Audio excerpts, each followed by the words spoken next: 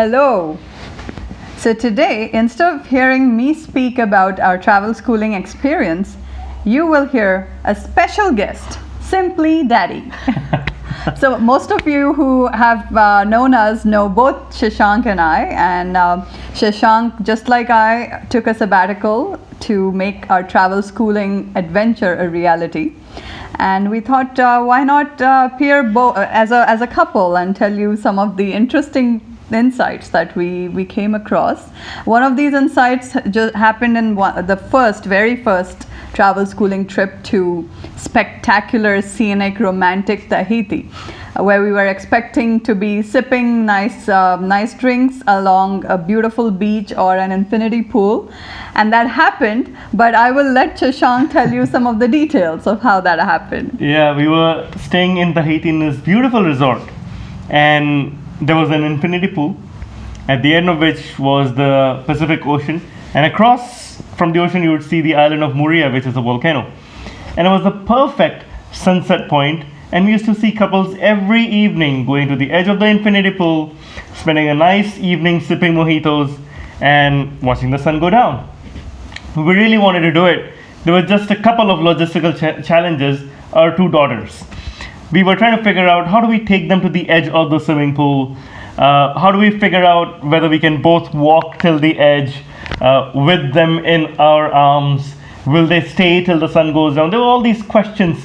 So just to add context, that at that time my elder daughter Sana was 4 years old, my younger daughter Sama was 2, and neither of them knew how to swim. So that's why it was such a logistical challenge. Yeah, but watching these people do it for 3-4 days, we thought, you know what, let's give it a shot. So I think a couple of days before we were about to check out, we said, let's go in the evening, sun is about halfway down, let's see if we can do it. So Prajakta walked till the edge first. I carried Sama, the young one, to Prajakta, and she held her, while I came back and then carried Sama, the elder one. And it was beautiful, it was perfect. The girls were hanging, we were hanging by the edge. And just as we started watching the sun go down, Sana, I think it was, observed a couple of crabs fighting on the rocks right beneath the pool, connecting to the ocean.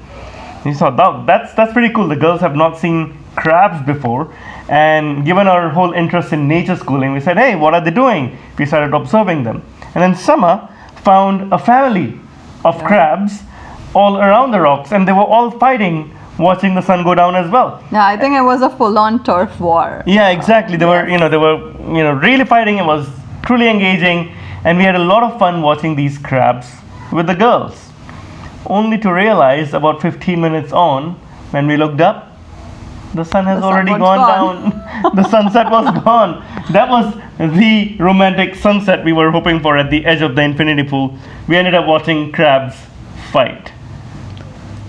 So I think that's a really eloquent example, and I'm glad we got this lesson right at the beginning of our travel schooling year, that no matter how many experiences we curate for them, and no matter how much we invest in researching what we want to do with them, even right now, I mean, this doesn't apply just to travel schooling, but even at home, right? If we are trying to really design an educational experience for our kids, they will precisely look at something just to the right of it and say, oh, that looks interesting, and then spend the hour looking at that. And I guess the beauty of this all is that we learned to go with the flow. Yeah, it's not about distractions. Parents might have a focus, and we might think that kids are distracted. Hey, but then let's focus on the distraction, and they might learn something completely new, completely different, that we had not even predicted or expected or planned for, and that might be the focus of that session. Like it was in our case, not the infinity pool sunset, but crab fight.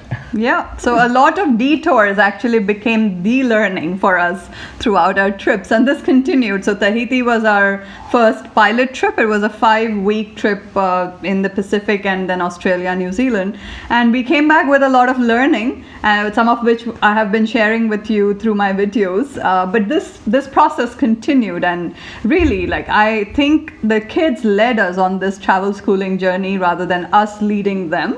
The tables turned pretty quickly in the process. The conclusion is parents should be comfortable being led by the kids and what they want to pursue, rather than only what we have in mind. Yeah.